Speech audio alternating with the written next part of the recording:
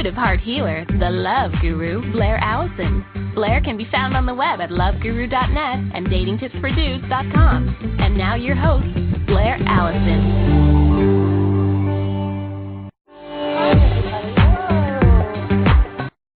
Okay, I don't know why that intro song, that little intro, keeps on playing twice on my show. So, whatever. Welcome everybody. I'm glad that you're here. This is Blaire, intuitive heart healer, known as the Love Guru. And I'm excited to be with you guys. It's been a really busy week on this end, and I'm hoping that you guys are attracting wonderful things in your life too. And today we have a really interesting show. I don't really know what's going to be happening today on today's show. We originally had one guest. His name is Mickey, and he's 31. He's single. He's lonely, and he's hating it, and he thinks that his weight is a factor that's keeping him single. So we originally had him just scheduled on the show, and then some craziness happened. Didn't think that Mickey was going to be showing up, so we bumped up James from the week that was scheduled after this one, and he's going to be talking about all of the 3 different types of men. And then Mickey kind of sent me an email, and he's like, yep, I'm ready to go, and we're here. So we're calling this show Blaire's First Threesome, and it's going to be 2 men and me, and we'll see if I like it. I'll let you guys know if I like being with 2 men at the same time, and you guys get to witness it. So very exciting for you guys, right? So let me just make a couple announcements first. First off, we have the call-in number. It's 347-324-3904. I'm going to be talking with James first, and he's going to be sharing with us the 3 different types of men. There's the alpha male, the beta male, and the jerk. And this is somewhat new to me. I've heard about this in passing. I think there's some movies out there. I think Tom Cruise was in one of these movies about the alpha male. I can't think of what that movie was called at this time. But, you kind of see this stuff out there. It's new to me. I don't really study that, and I don't know if I really believe it. So we'll see after speaking to James, once he fills us in, we'll see, maybe my thoughts will change. He'll educate us on that. So you could call in during that show if you have comments. Maybe you want to just call in and claim like, hey, I'm an alpha male and I'm proud or something. I don't know. Or if you're a female and you've dated an alpha or beta male or a jerk. I mean, we all know what the jerks are, right? But if you want to share your stories, then feel free. You could call in. Then I will be interviewing Mickey. You could call in during his show if you have comments. And you know what? I extended today's show too. So if we have time at the end, I'll take your calls about your love life, and I'll give you guys intuitive readings on how you can improve the situation in your love life, whether you have a love in your life or not. Also, I am on Facebook and Twitter. Come find me. I'm listed under Love Guru Blaire, LOVEGURU BLAIRE. And thank you to everybody who has favorited my show. And if you haven't, please favorite my show. It will remind you of the upcoming episodes, and it's easier to listen to them if you don't catch the show live. So that's really cool. All right, so let's head over to say hi to James, and let's learn all about these different types of men. So welcome, James. Are you there? Yes, I am. Hi, welcome. Thank you for educating us, the people that don't know about the different types of men. I appreciate that. You're welcome. So, first off, before we go into this, what made you, how long have you been studying this, or how long have you known about these different types of male breakdowns? Well, I think from an intuitive point of view, I've known about this my entire life, but there's a lot of confusion, I think, even among modern men, with the whole sexual revolution and traditional roles being called into question, men questioning their own identity and, just how they express manliness today as compared to in the past. Depending on, history, whether American or before, there's normally a rite of passage for young men to be taught basically by their elders how to be men. And that has kind of broken down over the past, I don't know, I would probably say 50, 60 years. And I think there's a lot of confusion with men about exactly what it is to be a man and how they're going to go about it. I know there certainly was for me. Oh, this is interesting. Okay, this is already getting more interesting than I thought it was going to be. Wow, I'm excited. So tell me, like, how did you start? I mean, it came to you intuitively, but like, did you start reading books on this too? Like, are there books out on this? There are some books. Now, generally speaking, let's say you go to your computer right now and you punch in alpha male, generally speaking, what you're going to pick up, what you're going to do is come across all the websites that are all about how to be a pickup artist. Right, that's what I always think of, yeah. Right, okay. Right. Now, see, and don't get me wrong, there is something to that, but it's a matter of how are you going to use the information, because there's an awful lot about male sexuality in there and male identity and a man's concept about himself in that stuff. And if you just kind of take out some of the more devious methods, some of the more deceptive methods, just using that stuff to deceive women, there's actually an awful lot of good psychology in there about how to be a man, I mean, to be blunt. And we don't get taught that on average. To give you an example, let's say my father did the best he could, but he was full-blooded Sicilian, grew up in Brooklyn, and my dad, for all intents and purposes, when he was in a relationship with a woman, was a jerk. I think he tried at different times to be something more, but he was generally speaking a jerk. The women were kept on this complete, emotional roller coaster all the time, never knew heads or tails of what was going on, and it was really abusive. And I knew as a young man I didn't want to be that kind of man when I grew up, so I didn't want to be a jerk. But then there's generally speaking, when people talk about guys, they say either he's a jerk or he's a nice guy, which nice guy is another phrase for beta male. Okay, yeah.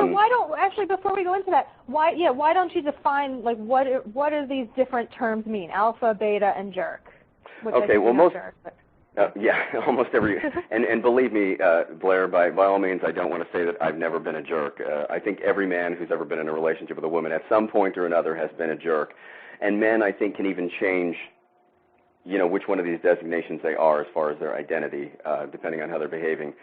What I'm talking about here is the predominant behavior of what they are. So, I'm sorry, you asked me what the designations were?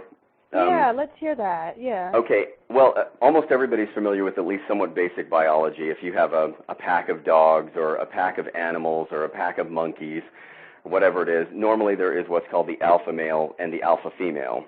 And generally speaking, they're the ones who lead the pack.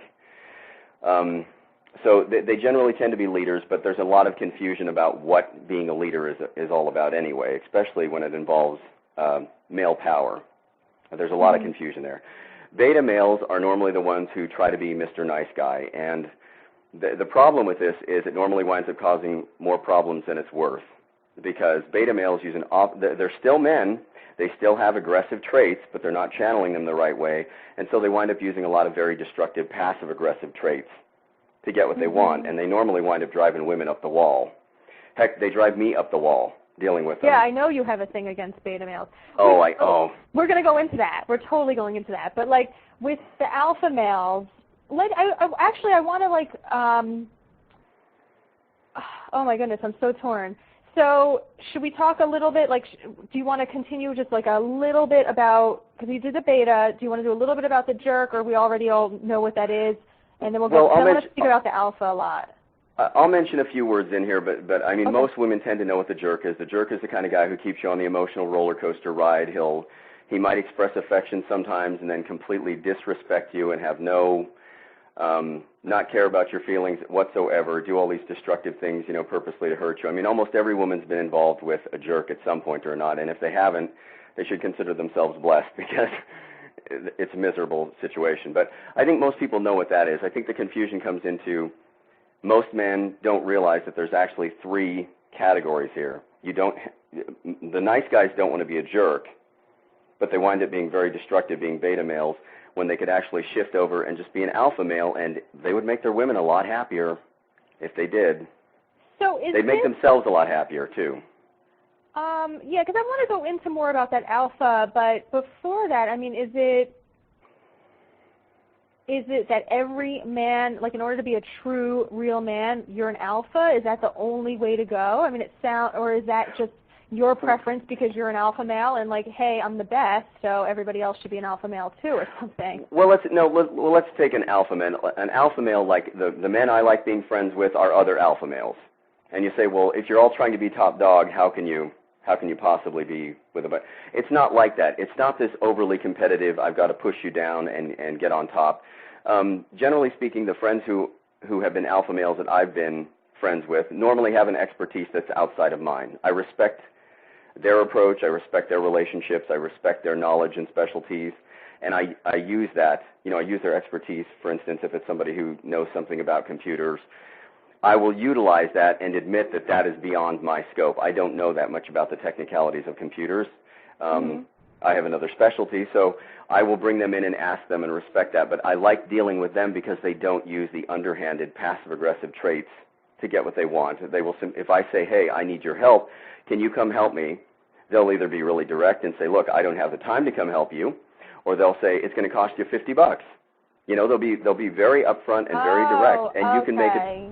Where if you're dealing with a beta male, the beta male will go, well, I'm kind of busy here, and they'll wiggle their way out of it, somehow it's like they're trying to preserve, they want your approval, but they don't want to be direct with you, and it's aggravating to deal with them. Oh my God. Okay, so hold on. Let's just talk to the ladies for a second. Is this clicking for you guys? Just like a little bit. We're going to dig deeper into this, but I mean, I'm having memories of some people, and I totally hate beta males. Like, I think who I'm really attracted to is just the alpha. But with that said, I'd like to hear a little bit more as far as what does this turn into as far as like dating situations, like male-female relationship, on how is a woman supposed to recognize like this guy is, I mean, because it sounds like the beta male is like just wishy-washy. Oh, yes. So now, are you asking me, Blaire? Yeah. I'm sorry. Are you asking me? Yeah, I mean, I don't know. Well, I mean, the question. Well, let me point out a couple traits. Let me point out a couple traits here about the alpha male. Yeah. Generally speaking, an alpha male is confident. Generally speaking, I mean, not boisterously so. He doesn't have to go around putting down other men, for instance, but he's confident. He knows who he is. He knows what his talents are. He knows what his strengths are. He's aware of what his weaknesses are, and he's humble enough to admit them. Okay. He's strong enough to be there for his woman, but yet sensitive enough. Sure, he can sit there through a goofy movie. He might even cry at the touching scenes, but this doesn't make him. The difference is with the alpha male, there's a strength there, and it's obvious. He's not looking for that strength or that validation from his woman. To be blunt,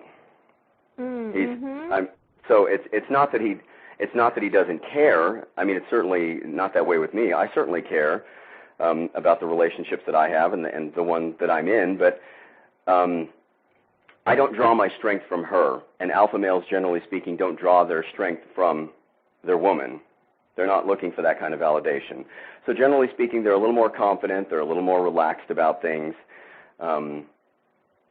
They're just more engaging all the way around. I love having alpha male friends myself, and go ahead, sorry. Okay, I'm wondering if, I mean, because you know what, this show, I don't really know the breakdown of male-female, but since I'm a woman and we're going to focus on more female aspect of this rather than, maybe my question would normally be like, oh, if you're a guy, like how would you gain these traits of an alpha male? I'm not going to go there. Like if you're a guy listening to this and you want to know that, I mean, I don't know. I could recommend a couple good books that are. Okay, go ahead. Why not? Because I want to focus on others. Yeah, go ahead. Okay. There's one really good book that I would like to recommend if there are men out there listening right now. It's by an author called Paul Coughlin, and his name is Coughlin, and he is actually a Christian minister, but he puts out a very good book called No More Mr. Nice Guy, and he goes into. I'm sorry. Go ahead. No, he goes into exactly why these passive-aggressive traits that a lot of men have been indoctrinated into over the past few decades are so destructive for not only them, but their relationships, their wives, their children, everything. He goes into it very well. So that's the best one I can recommend. Okay. And I actually went to that website because you sent me his website, and it was very interesting. I'm very intrigued by that guy and his work. And I'm wondering, is that where men, like you're saying that they're very, like that's that strength. Now, is that strength coming, I mean, we're bringing in the spiritual aspect of it. Is the strength coming from their connection to spirit, source, God, universe, whatever you want to call it? Or, I mean, how do you look at that, or how would you? I don't, personally, I think men are, to be blunt, men are wired to be men. Unless they really are, unless there's a strong genetic component where they're really just a follower, they're a beta male, they're wired to be men. I personally think they've got kind of the wrong software with social conditioning right now, trying to act like a beta male, trying to get everybody's approval. And that's why they wind up, the aggression is there. The male need to dominate, the male, and I mean it in the best sense, because domination doesn't always have to involve all these horrible negative things. The desire to be first in anything, there's nothing wrong with that competitive, driven edge about men as long as it's kept within certain bounds. And in modern society, we have really done a disservice to a lot of men saying, you can't be like that, because if you do this, that means you're a jerk. So there's a lot of confusion about what's normally, most women, it's confusing, because if you go to the movies, you're going to find a bunch of alpha males all over the movies. And yet, who do you know who behaves like that in real life? Very few people behave in an alpha male manner. And women go, I can't find any of these guys. What are you talking about? It's because in society, we're, guys most of the time are told how to be Mr. Nice Guy, and they're still aggressive. The aggression's still there, and so it comes out passively instead and winds up undermining the woman that way. So instead of as an example, a beta male trait that I've heard that just drives me right up the wall is a guy who will say to me, he's in a relationship with his woman or his wife, and she wants him to do something. And rather than simply tell her, no, I'm not going to do that, I don't consider that valuable, and either fight it out or negotiate with his wife about it, what he'll do is say, well, I'll agree to do it, and then I'll screw it up on purpose, so she won't ask me to do it again. Oh. That's a beta male trait right there, and it just drives me right up the wall. I'm like, you need to have a set of what, and discuss it with your wife directly rather than sit there and undermine her and frustrate the heck out of her. If you don't want to do it, you should be willing to tell your wife, I don't want to do that, and here's why. And then you can go working out the details from there. But guys will do that all the time. They'll sit there and purposely sabotage something, and they won't do it, and they'll screw it up, and they go, well, if I screw it up enough times, she won't ask me to do it again. It's wrong.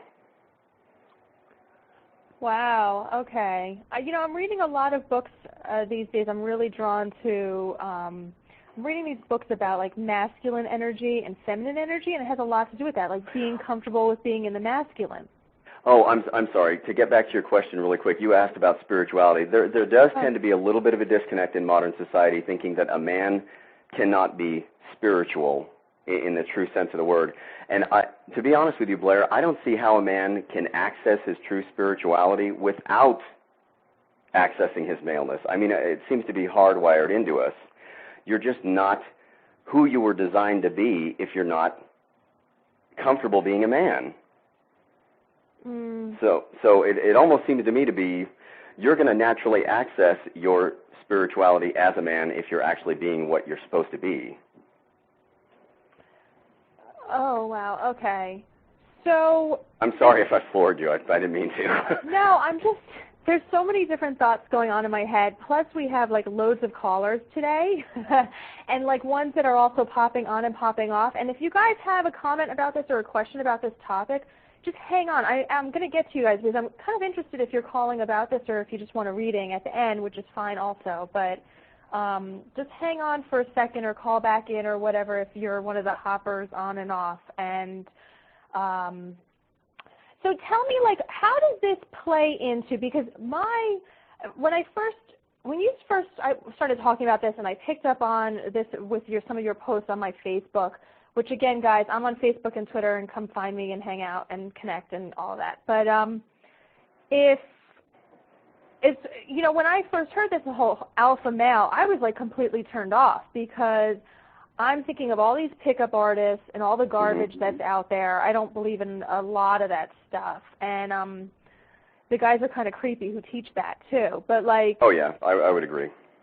So, I mean, how does that play into those methods that are out there as far as, I mean, this is the difference between like using the information for good and using the information for evil, or it really comes down to that. Let's say you had, let me take a perfect example. You had, and I hope I can mention this on the air.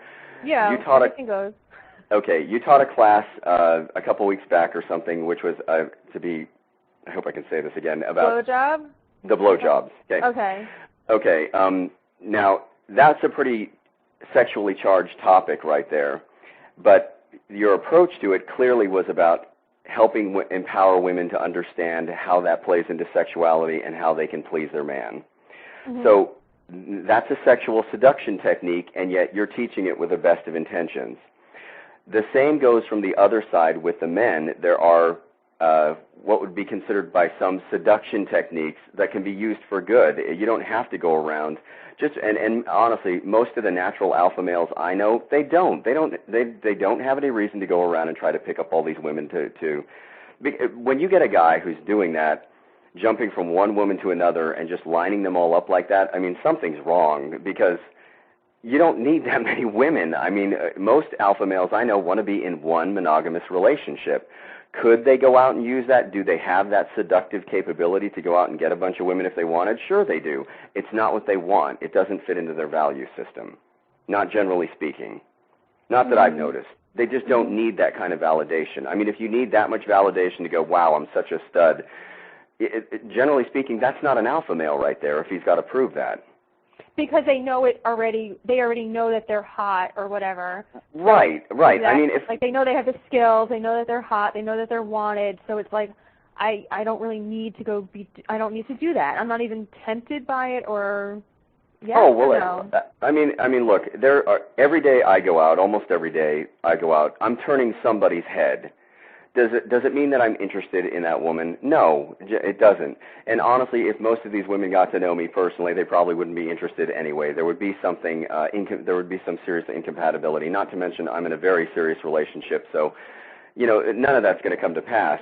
But do I turn the heads? Do I catch their interest? Because I'm an alpha male, and yeah, that does tend to show, and the women tend to pick up on that.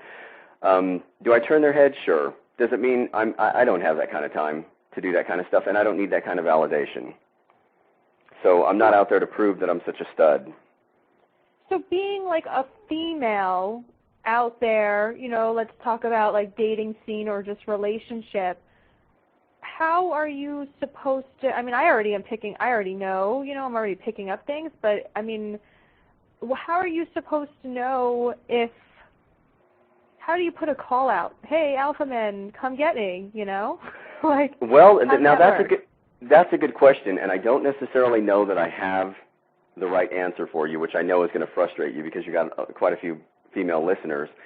I think this is a deficiency with men in our society. I think men are not being taught how to be men, so there are very few alpha males out there where there should be quite a bit more, but we're not doing that in our society. So the pickings are pretty slim, to be honest with you. I would love to tell you something better than that and tell you how to put it out, but I think all the techniques that you teach are right up along those lines as far as how to be the best alpha female.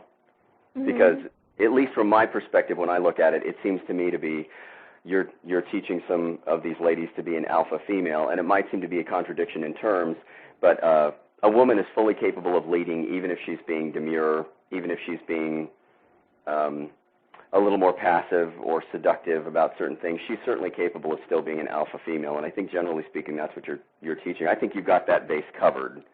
And generally speaking, I think when you run into an alpha male, you probably know. Well, how? You just intuitively know. Yeah, I'm thinking over some stuff, and I realize, this is interesting. My mind is just very tickled by it. Tell me you're talking a lot about like how to be a man, and like that men are not raised to be or taught how to be a man. So what to you, like what does that mean? How would you define that? Like what does it mean to be a man? Well, being a man, you're comfortable being a man. You're comfortable being rough. You're comfortable being, little boys. It would be a perfect example. When you see little boys, they're perfectly capable, happy being little boys. And it's normally not until they get older and they have some of this kind of schooled out of them. They're very comfortable. They're rough around the edges. They play hard. Do they need to be more sensitive, be taught how to be more sensitive toward girls and stuff like that? Of course they do, because they're all testosterone. They don't know anything else.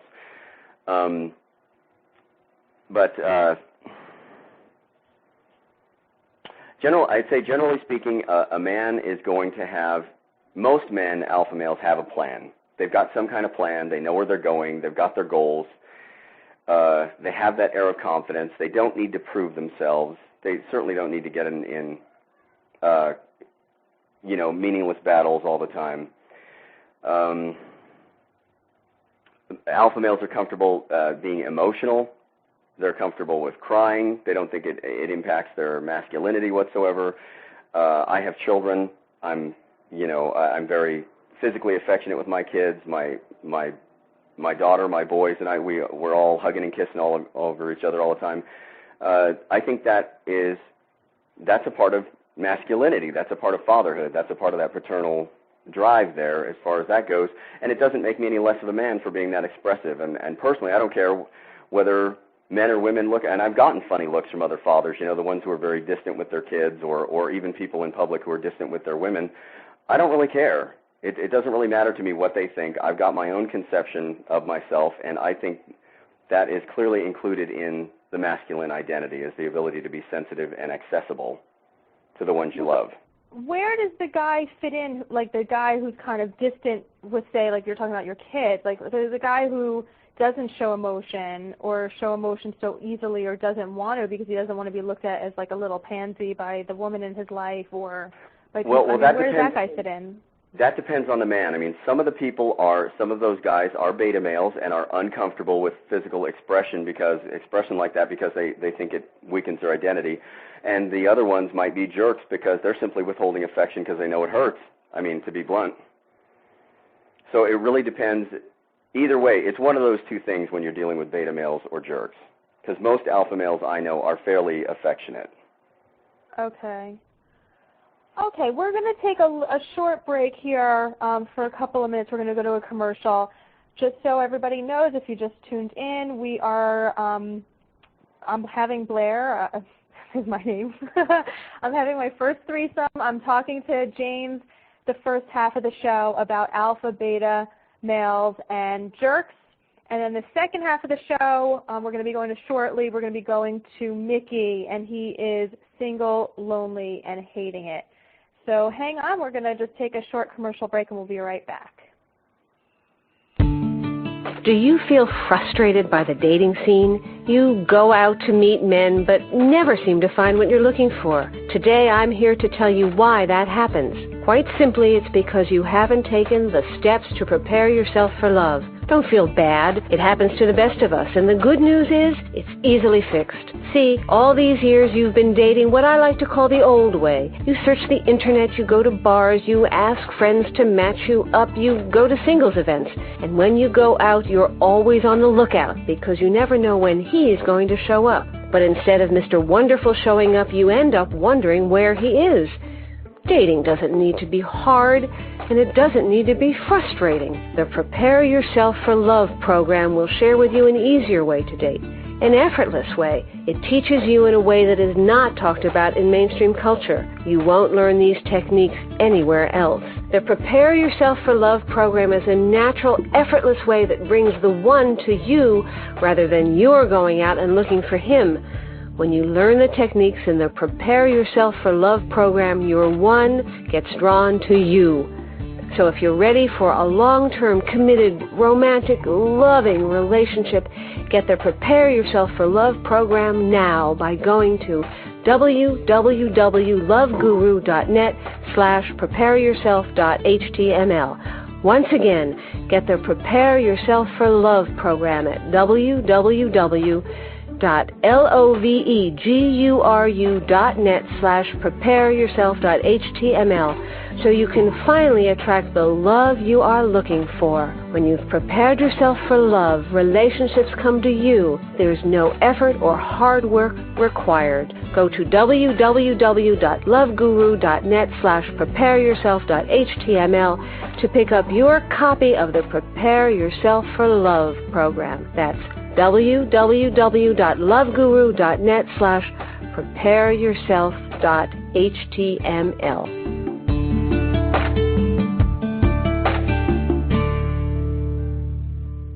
Do you hate small talk? Think it's boring, a waste of time, and goes nowhere? Discover how you can make a quick connection. Most singles don't realize that small talk actually gives you a lot of information. It can be fun, easy, and a great screening process to know for sure if a guy is right for you. Introducing the Get a Date Success Package. Included are 3 powerful audios. You'll learn how to find a date in 5 minutes or less with someone you actually connect with. The program is quick and to the point. You'll be taken through 4 steps that will tell you, without a doubt, if a person you are talking to has the qualities you're looking for. No more wasting your time talking to losers. Say goodbye to dead-end conversations. The Get a Date Success Package also includes Getting Guys Flirting 101. During this 1-hour audio, you'll learn to look at the dating and mating process differently. You'll discover the power you have over men, not in a bad way, but in a way to get them to come over and talk to you. Once you tap into this power, you'll be a master at the dating game. But wait, there's more. You'll also get the audio uncovering 2 levels of small talk for better connections. See, most singles do small talk wrong, and that's why they hate it. Stop forcing the relationship. Stop forcing the connection when he's really not right for you. Learn what to say and how to say it, and you'll end up loving small talk. Get these 3 eye-opening audios that will transform the way you meet and pick up men. Go to www.loveguru.net/getadate.html. That's www.loveguru.net/getadate.html. Once again, www.loveguru.net/getadate.html. All right, we are back. Everybody, welcome. This is Blaire, the Love Guru. And today we are talking to James about alpha males, beta males, and jerks. And James, I'm wondering, is there anything good about beta males? Like, there has to be something going on there. Well, I guess that depends on your point of view. I guess for some women they're a steady paycheck. I mean, I hate to put it in those terms, but I, as an alpha male, I don't have much use for them because they don't make very good, trustworthy friends. And I'm sure there's some redeeming qualities in there somewhere. I'm just not. I don't have any major use for them. Let me say one thing else about this, because, for instance, you had the guest who got me so incensed about this entire topic that I heard on the radio with you at one week, where he said he had affairs and he brought up his justifications, and I thought you did an excellent interview on that, by the way, as far as helping draw this man out so we could understand where he was coming from. Thank you. Yeah, wait, let me just tell everybody, that was the episode, I think it was episode number maybe, I don't know, 6 or 7 or something like that. It was the one that he had affairs while he was married or while his wife was pregnant or something along those lines. I forgot what the show was titled, but it's like 1 or 2 shows back. It was fairly recent. So I'm sorry, go ahead. Yeah. Oh, so it was definitely a great show. It was very fascinating to listen to this man's rationale. But when you listen to his rationale, Blaire, what you saw there, what you heard, was a beta male. Somebody who felt like he was being neglected by his wife because she was pregnant, she wasn't paying attention to him, and he just couldn't handle that lack of attention. And rather than be direct with his wife and say something, he just never did. He just decided to go seek attention elsewhere, which reaped all kinds of havoc in his life. Alpha males don't do that. Alpha males will come flat out and say, look, I want you. You're gorgeous. I want you. That's it. They're much more direct about everything. So, I've seen too many men like that, and I just don't They just make my skin crawl because alpha males don't do that. They're very direct about what they're doing, and they can also handle not being their woman's center of attention for a period of time, especially when it has to do with children. But that might be a whole other issue. So. Right. I mean, the stuff that keeps on coming to me, and again, it just happens to be, of course, synchronistic. But I've been reading so much about, being in your feminine, or for men to be in their masculine. And I feel like if you are with a beta male, and I can think of my friends and their relationships, or even just guy friends that I have, and a lot of them are beta males. And right. Number one, I could totally push them around, right? Which doesn't give me much respect for them. It also doesn't make, for as far as like sexual chemistry, you're not really, or at least not me personally, I'm not attracted sexually to that beta male. And right. I feel like if you are in a relationship like that, and I feel like there are so many beta males out there. I mean, I'm just keep on having different faces pop into my head, and unfortunately, they're very, very common. And I feel like what happens then is that because the man is not so comfortable being his masculine, the female ends up stepping more into her masculine. Exactly. And the roles kind of get a little screwy. And see, then she can't actually be in her feminine under those circumstances. Right. An alpha male is going to make his woman be comfortable being a woman. Mm-hmm. That's just, and as a female, I'm sorry to say, I'm not giving your listeners many solutions here as far as this goes, but as far as the woman goes, you can't basically you can be as feminine as you want, but if the man doesn't pick up the mantle and lead the way being the alpha male, you can't really push him to success and to go be the type of man he really should be. He either has to pick up the mantle and go with it, or he doesn't. Mm. So that's where it comes down to, where I think this really winds up this issue right here winds up hurting a lot of women, because they can only push so far. They're like pushing, or when the man should be leading. They shouldn't be pushing him from behind. He should be leading the way from the front. Oh gosh. Hey, you know what? Here's the call-in number, 347-324-3904. If you're in a relationship with a beta male, if you're recognizing this, maybe you didn't know about it beforehand, and now it's kind of like, oh my God, this is what I feel like. Definitely, there's tons of beta males out there, which we already talked about. I'm just like, I just keep on seeing faces in my head. And I think, we live in a very masculine society, as in women, we have these careers. We feel like we have to compete, which is a masculine energy. And then we want to go home and we want to relax with our man. But a lot of women are not able to relax into their feminine in the relationship because they've attracted this kind of more feminine type partner. That they're leading at home too, which is very exhausting to women. But I think a lot of women they don't realize that they have an option to that there are different types of men out there. Right. And the woman will normally, under those circumstances, when she's trying to lead, for instance, she'll complain about stuff. Well, that's what it turns into, yeah. Right. There's trying to motivate her man or push him from behind when it shouldn't. The whole paradigm is incorrect. He should be leading the way. And if she's griping about what's going on, it should be to help him make corrections so that he's not too insensitive and doesn't stomp on people while he's busy leading the way. That's honestly how it should be. Yeah, but no woman wants to be doing that. I think that women get into the trap of doing that because they feel like they have to, or it's the pattern that was set up. This is a very interesting topic. I think I'm going to do like a little bit more research and maybe like read that guy's book that you suggested. And okay, let me see. Just we're kind of wrapping up here. Is there anything as far as like the jerk that we should talk about, or I don't know. So basically, what I'm kind of understanding here is like, are men really born to be alpha males and then it's kind of like kicked out of them? Is that what's happening?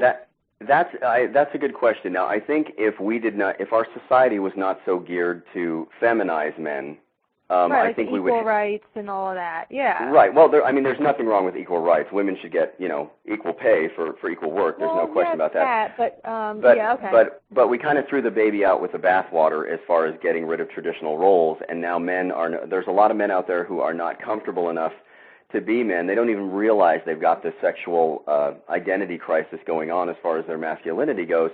So I do think that if society was geared a little bit different and we could make this clear distinction that there are three different types of men, generally speaking, we could have more alpha males in society, and women would be a whole heck of a lot happier. As far as the beta males, I think it's a combination of two things. I mean, I think some of them, honestly, genetically, are just set up that way. That's how they are. They're followers, and that's what they're going to be. There are others who I think honestly have the potential to be alpha males and really are, but they're confused. Mm-hmm. They're confused by all the questions about men's roles and sexual identity and what they're supposed to be doing in society. And it seems very clear to me, but I've noticed a lot of other men being very confused by the whole thing. And they think, the moment if you speak loud, if you have a plan, if you've got your own mind, if you don't change your mind very easily and you're talking to somebody, well, you're a jerk. And that's just not the case.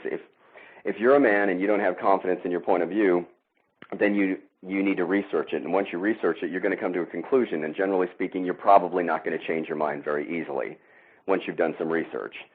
Most alpha males have pretty firm points of view, and it's not that they're not open to new information. They just have done some research. And so they know, as an example, where beta males they'll be all over the place. It depends on who they're talking to. If they're talking to one group about this and they have one political view or one social view, they agree with that. And if they go to this next group then they agree with that. I mean, there's no firmness, there's no consistency, there's no masculinity there. Yeah, this is a very interesting topic. Well, thank you for sharing this. I didn't know really where this was going, and I like it. It's really good information. Well, good. Yeah, is there anything else, like as a kind of a final note you want to add, or something we didn't cover? I guess the only thing I could suggest would be if there's a lot of frustrated women out there, is first thing is go get this guy's book and give it to their man, and hopefully he'll get a clue. I mean, if he doesn't, I don't know what to say beyond that point, because some guys will get it and some won't. Well, I mean, yeah, I think that if you're in a relationship with a beta male, I mean, that's it, Well, if you want to try to salvage it and you want to help this man find his masculinity and his sexual core, I do think there's a way to do that with some men. I think some are salvageable. Others, I mean, it would be probably better for the woman to determine whether she thinks her man actually has the potential to do that or not. Because some guys they're just beta males and that's what they're going to be. And just like some guys are jerks and that's all they're going to be. And also, just naturally, the more you step into your feminine, the way that the universe works is you're going to be attracting more of the masculine in your partner. So, well, I think in a solid relationship, you definitely will be encouraging your man to be a little bit more masculine, but you can only go so far as a woman. And generally speaking, right. I think you have to decide whether you want to keep them or drop them. That's kind of that deal. Yeah. Right. And along the way, also, you're going to attract, I hate to say this, you're also going to attract all the beta males as well, because they like your femininity as well, because it makes them feel masculine, even though they don't know why. So you'll attract them as well, but, hey, then at least you'll have your pick. Right, that's what we like. We like having our pick. Right. All right, well, thank you very much for spending this time. I'm going to move on to the second half of the show, my second man. I just tried my first one, and now we're going to go to the next one. Yeah, which, by the way, I didn't actually agree to be part of a threesome, but okay. I'll roll with it. Well, you were a good sport, and I'm glad that you had an open mind about it. So thank you.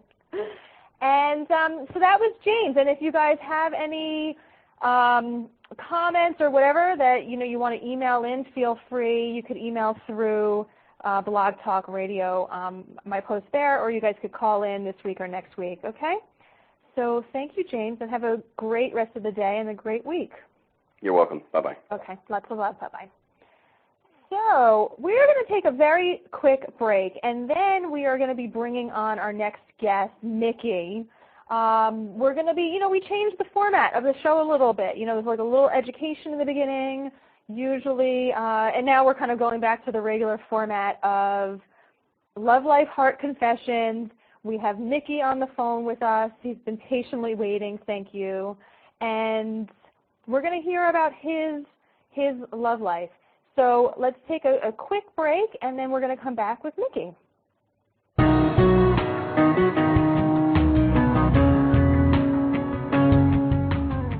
Breaking up sucks, but it doesn't have to be as painful as you think. Are you experiencing pain, anger, sadness, and regret from your recent breakup? Do you try to let it go, but find yourself thinking about your ex a lot, crying too much, and wondering endlessly what went wrong? Are you ready to stop hurting and to start healing fast? Learn how to transform the pain of your breakup into healing power with Blaire Allison, the Love Guru's CD and ebook, Embracing a Breakup, filled with proven secrets, techniques, and exercises to get you through the pain and loneliness fast. Pick up your copy of Embracing a Breakup at www.loveGuru.net/embraceabreakup.html. Find joy, comfort, insight, and even peace from this breakup now at www.loveGuru.net/embraceabreakup.html.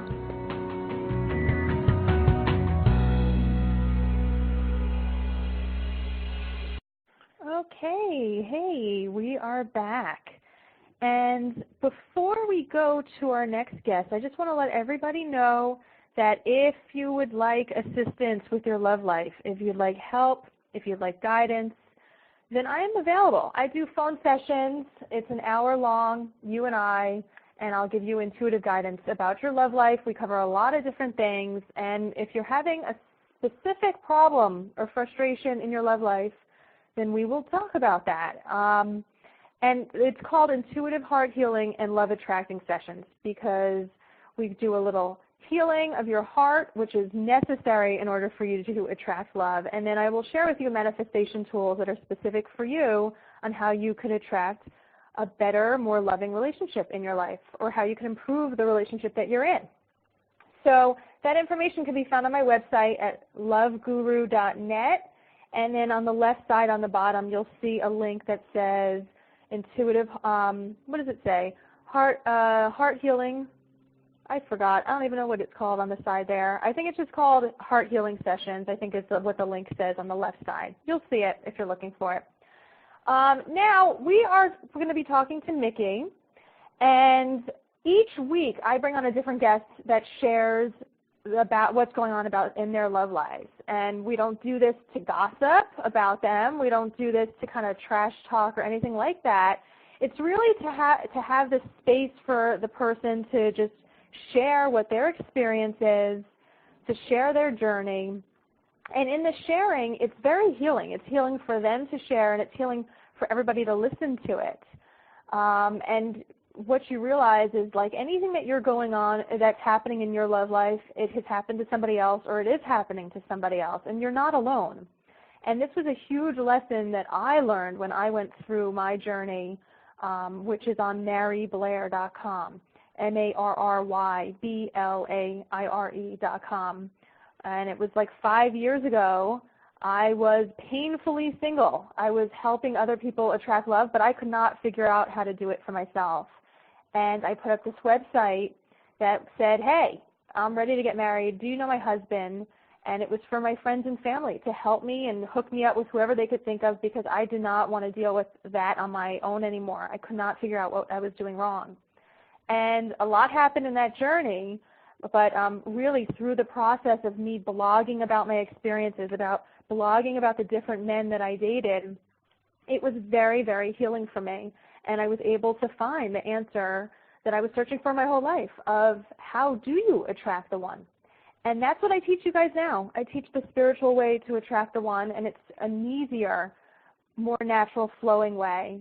And, you know, minus the struggle, minus the frustration that so many singles go through, and you really don't have to do that. So with that said, I'm going to welcome Mickey. Hello, are you there? I'm here. Yay! Thank you for so patiently waiting. I appreciate that. Not a problem, Blaire. So let me tell you just a little bit about Mickey. He is 31. He's single. He's lonely.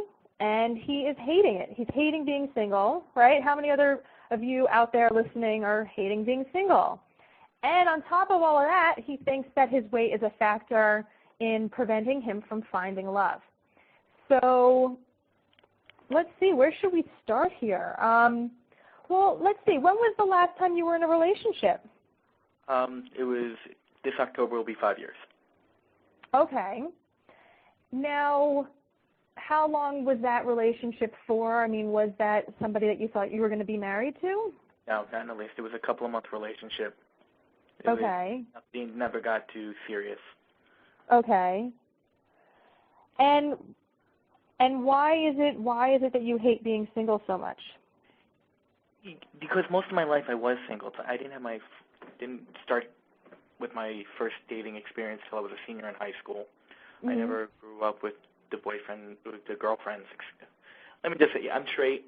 I said that. It was a pure slip of the tongue. So, you know, I see my friends, they were female and male. They had boyfriends. My male friends had girlfriends, and everybody did. And I was always the 5th, 7th, 9th, 11th, 13th, 15th wheel. Right, okay. What was going on. And it just bothered me that I was always the one, the slow dance would come on. I'd be the only one on the edge of the gym watching everybody else dance. Mm-hmm. You know, so it always got to me, and I just hated watching it growing up. I started going out with somebody, like I said, my senior year of high school. Didn't work out. I had a nice string for a little bit, and this is back in my days when I was thinner. Mm-hmm. And, you know, but nothing got very serious. Nothing was more than a couple of months long. And then after a while, you know, I wasn't dating. I started dating. I wound up having a couple of relationships, and then I'm on my current streak of 5 years and no one.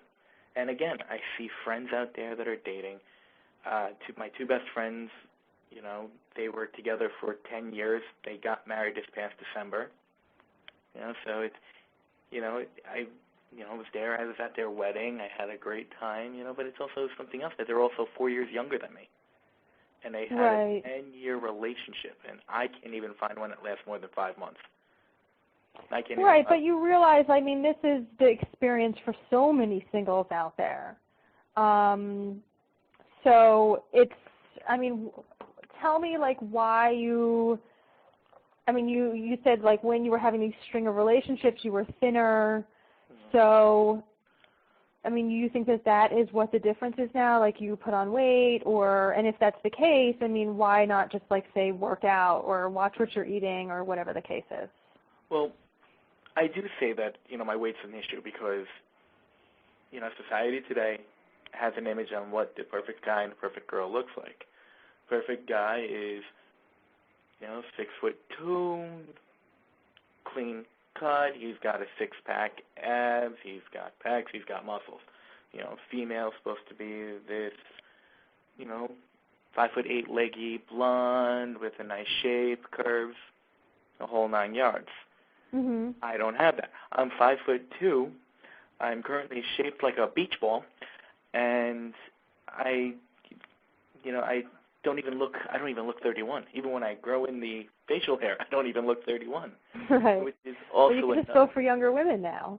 Well, see that, and then there's the issue. There is that, you know, when I turn around and I ask people, especially when I'm clean shaven, oh, how old do I look? Oh, I don't. You know, you look about 21, 22 years old. They're talking about a decade younger than me. You know, what's wrong with that? I'm just kidding.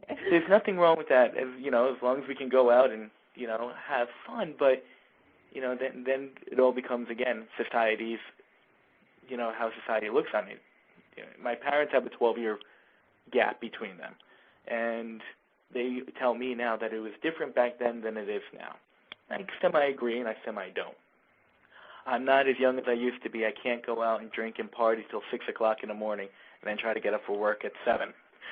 You know, so it's like, you know, trying to go after a 21, 22-year-old girl is, you know, as much as I would love to date a 21, 22-year-old girl, I don't think it's feasible for me. But when I try to go older, they're not looking for somebody who looks younger than them. They're looking for somebody who's older or looks older than them. And that's another issue that I'm having. I'm short, I'm round, and I look young. Wow.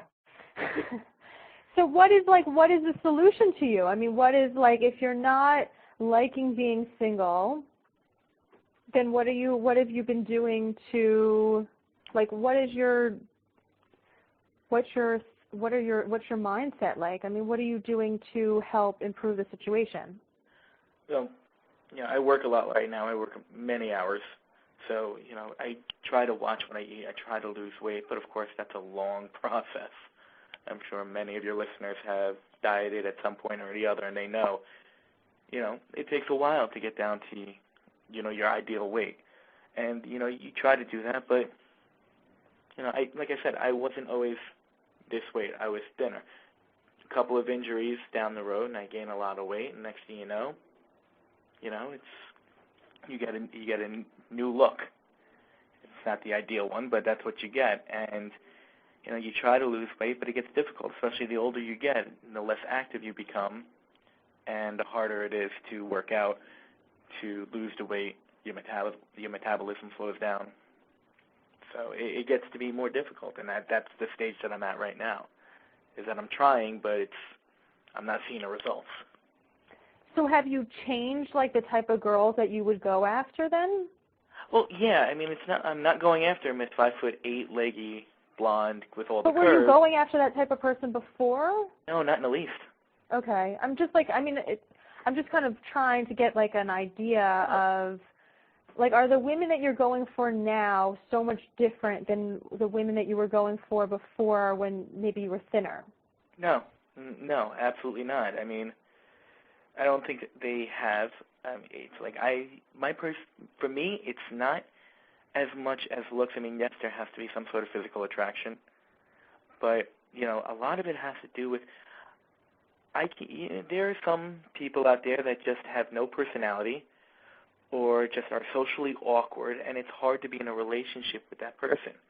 But if I can sit down and have an ideal conversation with you, I can sit with you for 4 hours, have a conversation, and have the time fly by like there was nothing, and then, you know, that's a huge plus for me. I just, you know, not everything is looks. And I've told a lot of my female friends this, that they're always like, why can't I find the nice guy? I said, well, look for the hottest guy in the bar. Then look to his left and to the right, and look for the shorter, not-so-perfect guy. That's your nice guy. I tell them that all the time. And, you know, one friend of mine actually took that advice. She's found this, you know, 6'2", built, muscle, 205-pound guy. Looked to the right, and there was a guy. He's kind of husky. So I talked to him, bought her drinks, wound up being the nice guy she wanted, and I had a very long relationship with that. And that's my feeling, is that I'm not looking at the gorgeous women at the other side of the bar. I'm looking at their friends, the ones that are sitting there hovering over their drink, because those are the ones that are sitting there that are lonely, that are looking for somebody. That's what I do. But again, their image is, the ones that they're looking for is the tall, muscle-bound guy, tall, dark, and handsome, as I call him. Mm-hmm. So that's where I'm coming into a really weird loop, is that everybody's telling me they want to find the nice guy. I am the nice guy, but I don't look like the nice guy that they want.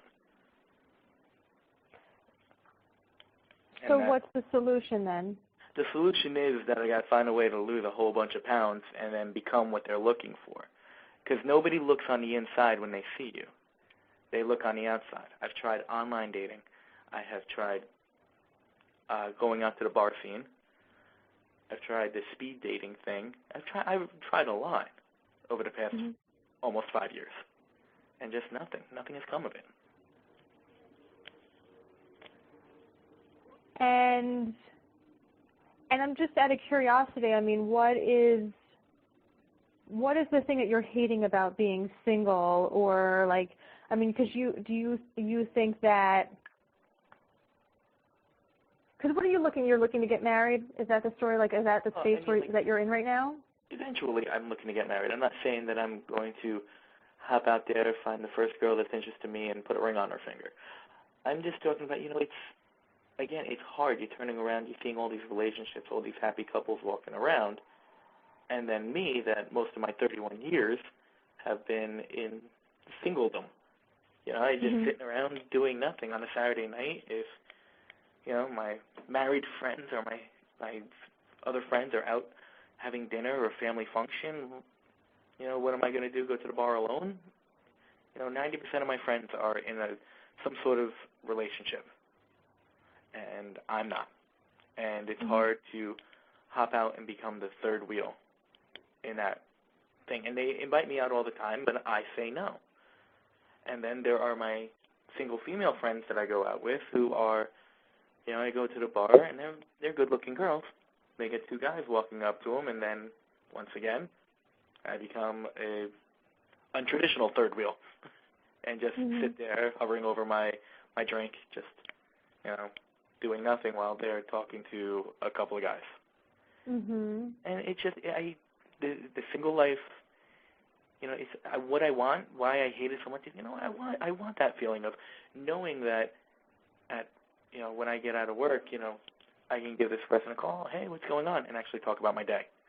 I want to have that, that mental connection, that intellectual connection with somebody that I can turn around and start, MFing people at work and, having somebody just listen to me, a sympathetic ear and everything like that, go out to dinner and, then not have to worry about that person turning around and,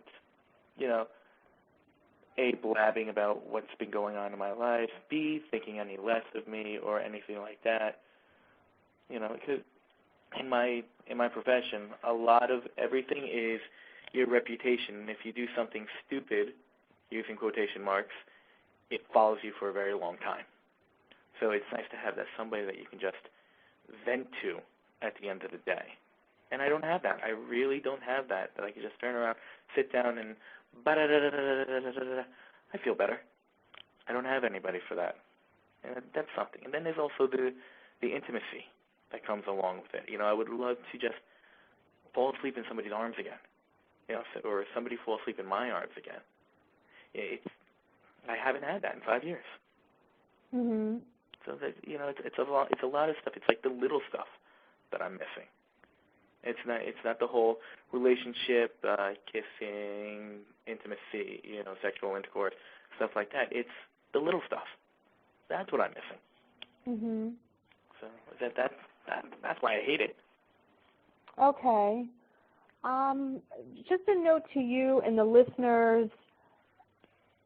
I'm really trying to, I want to just create this space that Mickey can share his story, because it is a story that is so common, and the pain is just so common with a lot of singles, if not all singles. And, it is very tempting for me to go into love guru mode and, okay, here's how we're going to get you started, and these are the steps that you take, and this and that and whatever. But for that's what I do in private sessions, but and the workshops and things like that. But for the purpose of this radio show, I'm kind of taking a little bit of a different role, and I'm just here to hold that space for him to share his story and for you guys to be listening to it also, and to let that healing take place and whatever realizations, come up. And I get plenty of emails from people. I mean, the show just started, but I've gotten plenty of emails from people that were either sharing their story on the show or listening to it, that it was like, you know what? It was very healing. It was very therapeutic just to be there sharing my story, and I realized certain things, or I listened to the archive, and certain things, kind of clicked to me of maybe how I could be doing something different. So just know that, it is a little bit hard for me to kind of take a little sidestep and just to ask the questions and just to be the observer here and the listener. But it is, I just feel very strongly that it is for the purpose of the show and just for the purpose of you being able to share, to just kind of take that role. I do see, I'm going to take a caller now, and if you have a comment about Mickey's story, or maybe about the alpha male or beta male or whatever. But I'm going to be taking a call from 310. Welcome. Hello. Hey, Blaire. How are you? It's Vince. Hi. Oh, hey, Vince from last week. How are you? Yes, good. How are you? I'm just calling to get a quick mini channeling reading. Okay. You know what? Why don't you hold on? Because I'm not going to go into that zone just yet, because I want to finish the reading and everything. Finish the interview with Mickey. Okay. But just hang on the line, okay? Okay. So, and yeah, if you guys want to call, we have maybe 20 minutes left in the show or so. So if you do want to get in queue for readings, feel free. The number is 347-324-3904. So, Mickey, back to you. So I'm just trying to understand, it sounds a lot like a cycle of I'm feeling bad for myself, I'm feeling lonely, and it's a lot of also kind of craving mixed in there of, this person, this is what this person will give me, and things along those lines.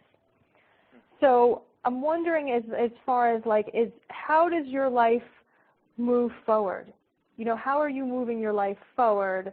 Is it just I'm going to keep on going through my day-to-day routine here until something changes?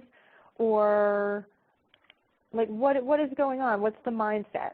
Oh, pretty much what you just said. I'm doing my day-to-day routine, see if something happens, see if, fate happens to let me run into somebody. My friends always turn around to me and tell you, you'll find somebody when you're not looking. The problem is, I'm always looking. And I don't think anybody is really, truly not looking. There's always at some point in time that if you're single, you're always looking. You're always saying, oh, there's somebody over at the other side of the bar. Or, hey, look at her walking across the street. There's always, your eyes always roaming to whatever sexual preference you are. And, with me, that's the case, is that I'm always looking. I'm not always pursuing, but I'm always looking. So to say, she will come when you least expect it, when you're not looking. Well, I don't know when that would be, when I'm sleeping. It's about the only time that my eyes are closed. Have you read any books, or have you done any self-improvement stuff? Number one, I'm not a big reader. So reading books, I've looked on websites, but nothing self-improvement stuff.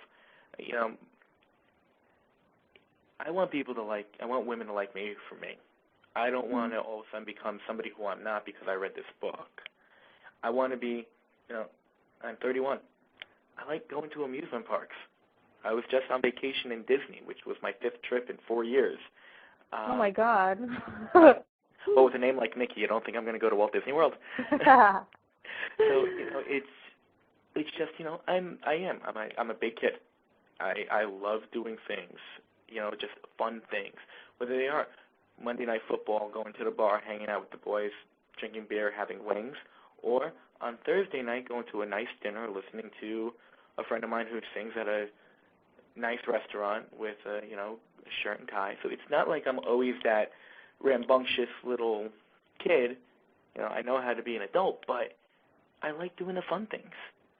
I like taking a trip. I'm in the metro New York area. I like taking a trip down to Hershey Park in Pennsylvania once a summer. It's not close by. It's an overnight trip. I like going camping upstate, little things. I like doing the fun things. But, some women, they're not into that. Do you have your profile up on the internet now? On, different sites, you mean? Yeah, like it's like, the popular like dating sites. Do you have a profile up now? Multiple. Right. And how does that exchange normally go? Like, are you the one who's sending emails, or you wait till the women contact you? I'm usually the one sending the emails or the links or the icebreakers, or, some of the sites have like instant messaging, and I usually, initiate the conversation. So, And what happens when you, like, from the step-by-step, like speaking to them on the phone and then meeting them out in person? Never get to that point. Does it get to the phone or no? No, never gets to that point. Okay. I can have, you know what, that's not entirely true. There's a girl that I met off of one of those sites that I'm actually talking to on the phone, on Instant Messenger. I've had her number for a few years now. Just nothing ever came about. We never met. And and she was in a long relationship at one point. She wound up finding somebody to her, and she got into the relationship, and recently they broke up. So, and I'm not a guy who pounces. Just like James was saying before, this alpha, beta, and jerk. I'm more like an alpha beta type of guy. Right, in the middle, okay. Yeah, I'm in the middle. He may not agree with my statement, but I'm in the middle. I have the confidence, and I am a nice guy. And yes, I am passive-aggressive for certain things. So, I'm proud of it. You're damn right. I'm not going to be the person to, oh my God, my boyfriend just broke up with me. Oh, here, let me, let's go out to dinner and I'll make you, let's get your mind off of it, and be that guy who tries to, 48 hours later, take the place. No, I'll be a friend. I'll give you my shoulder, but I'm not going to try to pursue you right then and there. So that's what I'm doing with this girl right now, is that I'm just sitting back, and we're just, we've been friends for probably about 4 years now, and we talk. We know a lot about each other, and she probably works more hours than I do, which I thought was impossible, but she does it. She has 3 jobs. I have my 2. Tell me, what is the mindset as far as I'm going about my day-to-day, hoping that she'll just show up one day, not actively pursuing anything, and hoping that I'm going to, attract her or find her, and not look into solutions as far as, like, self-growth or other things. I mean, there's, I'm a love expert, so you could speak with me on the phone and I could guide you. Or there's CDs out there, or there's matchmakers, or things along those lines. So for me, it's kind of like, if something's not working, then I'm a little bit antsy to be fixing it. I'm probably a little bit over the top on, like, let me find the solution. Well, I know what you're saying, and I understand what you're asking. And I'm the same way. If something's not working, I'm going to try, and I'm either going to get overly discouraged or overly active to fix the problem. And, my day-to-day mindset is, honestly, I'm just on cruise control usually. I'll turn around when I go into work. I have to sometimes just put my life on hold and do my job. Because, I just have to. It's what my job entails. And, I'm not actively pursuing. And as far as changing, like I said before, Blaire, I don't want to change. I don't want to be somebody, maybe, besides my weight. I don't want to change who I am. If you don't like who I am, if you don't like the fact that I go to amusement parks, I play video games, not too many video games, but I play video games, that I'm a meat and potatoes type of guy, and I just overly love to have fun, you won't be the right person for me. But if you can accept those things, then you are the right person for me, and that's it. You gotta like, love, accept Mickey, not like, love, accept Mickey, except for this point, this point, this point, this point. And that's what I want. That's why I don't want to change. I don't want to all of a sudden go from my alpha E beta male to being purely alpha, because that's not who I am. A good friend of mine turned around to me 2 nights ago. A friend of mine turned and said, you know how you get the girl? You got to become an a-hole. I said, and then she turned around and said, he doesn't have it in him. And I don't. There's nothing about me that can turn around and become one of those type of guys. I'm just a nice guy. I'll go out of the way to help you out. You need me to fly to L.A. because you're having problems with your boyfriend. You've been a friend of mine for years. I'll do that, and I have done that. I did hop a flight to L.A. with my fear of flying to go surprise a friend of mine to help her out because she needed somebody out there from back here. And that's the type of person I am, and she loved it. She dropped her entire schedule once I showed up there and said, come on, we're doing all the touristy things. Now, that's who I am. I will drop everything for you. Okay. But I don't want you to change that. Okay, I want you to, we're going to take a caller. I'm going to go to 313, so hang on there for 1 second. I'm gonna take a caller, and while I'm doing that, Mickey, I want you to be thinking about what you're looking for in a mate, and we're gonna give you like a little time to be like, okay, here's an ad for Mickey. I did have your picture up. It got moved around because I didn't think that this interview was happening today. But if you happen to see Mickey's picture, or if you, from speaking to him, if you're like, that is my man. He is going to tell you what he's looking for. We're going to do like a little ad for him. He's going to read through the traits or whatever, and just hold on to that. I'm going to come back to you in 1 second because I want to take this caller and see if maybe you have something to add to this, a question, or maybe it's your future wife calling. So 313, welcome. You're on the show. Hello. Hi. Actually, I was just calling in to listen. Oh, okay. Are you Mickey's future wife? No. Mickey doesn't have the right things for me. Not like that, but yeah. Okay. He doesn't have the right equipment. I'll put it that way. Okay. So, did you have any questions about your own love life? Well, since I'm on the phone, I might as well go ahead and address that. I'm actually in a situation where I was with her for some time. We were together for some time. I can't even tell you how long. And we broke up about a month ago. A week ago, however, we reconnected, went out to dinner just to go out, and we both could tell that the feelings were there. But later that night, an argument ensued about something, which kind of pushed us back. And I'm actually confused on if I should try to stick it out because I see that the feelings are still there, or if I should go ahead and leave. So, wait, I'm sorry. I don't know if you had mentioned this, but I missed it if you did. How long have you been seeing this girl? Not that long. Okay. Not that long. It's been about 7 months, I think. Okay. And your question to me is if you should speak to her?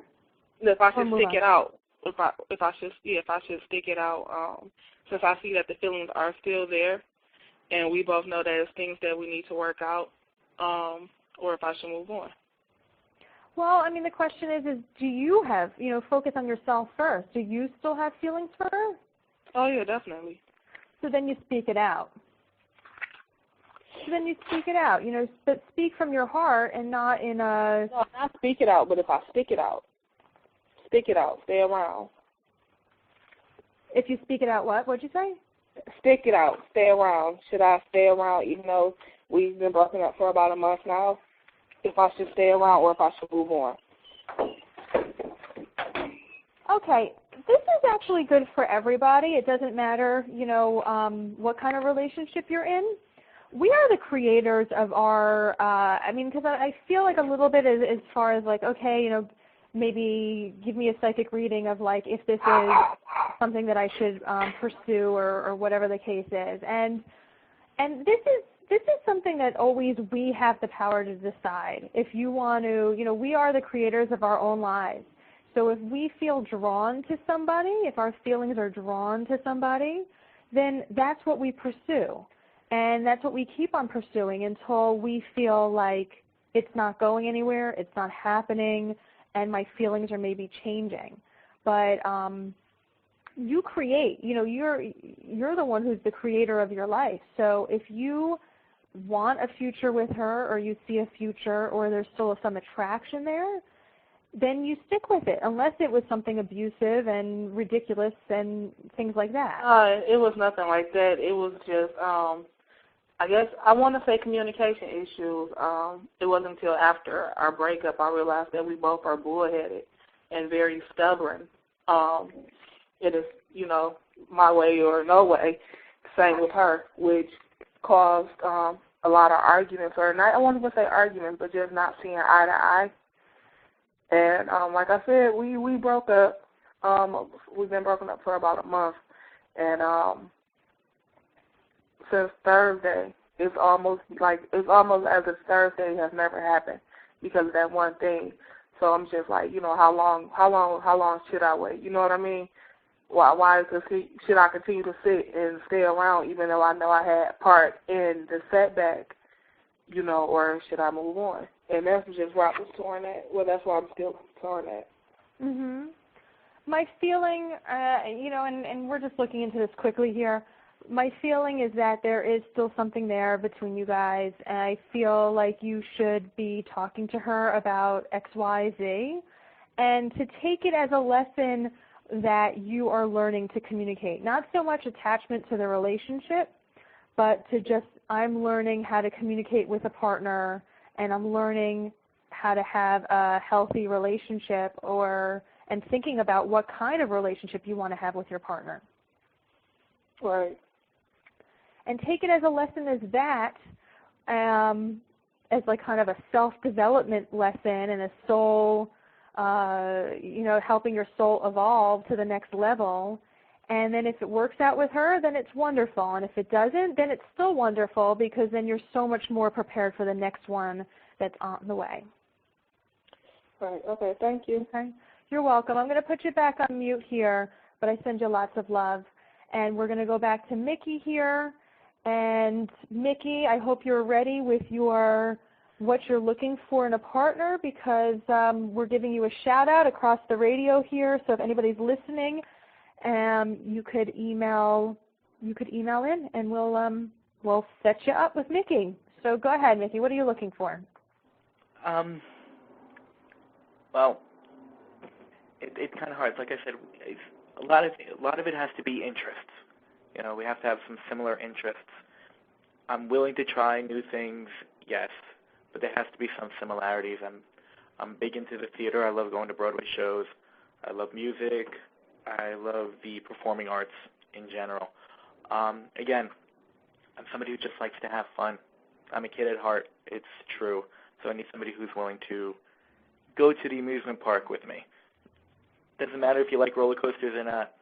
Come with me. Let me win you a big bunny, something like that. Somebody who is willing to understand my my old style upbringing. I'm an Italian male, so I was always brought up as, to take care of the woman, not to overpower the woman. But, and if all of a sudden I'm dating a girl who's in college and all she has is $40 in the bank account that have to last her for another 2 weeks, let me buy you dinner.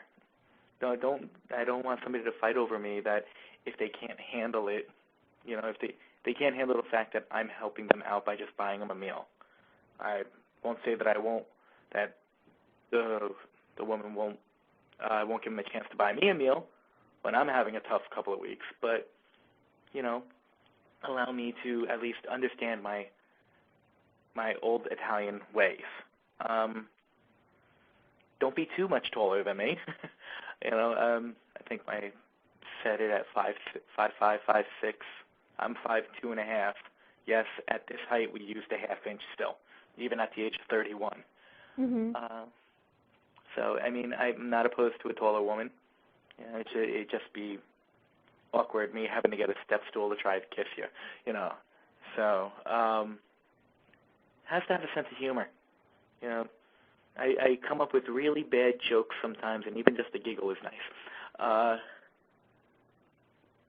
don't know, I mean... Okay. And be yourself.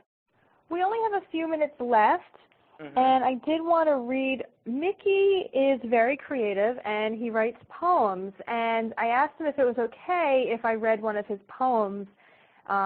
Mickey's on Facebook, and he's listed on Facebook, so it's pretty much out there for the world to see. And I'm going to read one of your poems right before the show ends here. But I just wanted to say, but before I do that, I wanted to say thank you for sharing your story. And next week, in the beginning of the next week's show, I am going to be sharing a couple of tips of what I picked up from Mickey's story, how he can learn from it, how you can learn from it. So tune in next Wednesday at 2 p.m. Eastern, and I will go over that. But for now, I just wanted to thank you, Mickey. I wanted to send you lots of love. I'm going to read one of your poems, and if you are interested in reaching Mickey, then contact me through the show, and I'll connect you to, okay? So, Mickey, thank you once again.